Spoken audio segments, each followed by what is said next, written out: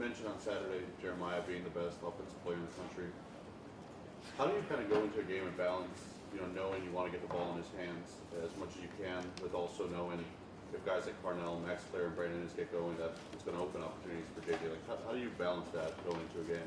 Well, a little bit of both in terms of, you design plays where you think the ball may go one place, but if a defense, is designed to stop that area or that player or that, area of the formation or area of the field or whatever it might be, then the ball needs to go somewhere else. And I think that's what's, challenging for a receiver to, again, I say that, and it's, whether Jeremiah gets the statistics that he would need to get into the Heisman race or not, it's sort of out of his hands because there's just certain things that can happen that are out of his control. So that doesn't change who he is in terms of a player, his impact on the game, or anything like that.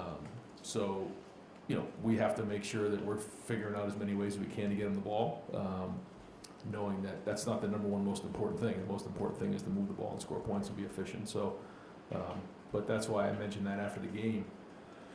Carnell has done a lot of the dirty work that's allowed, some of the other guys on offense to have success, and then vice versa. Jeremiah, dictates coverage or as a decoy in a play to open up something for Carnell. That's winning football, and that's going to be the key moving forward. And I think you're seeing, guys like Max and our running backs really starting to take strides forward now to make an impact. And we just want to make sure when we go into a game that, based on what the defense is giving us, that we can attack them in that area.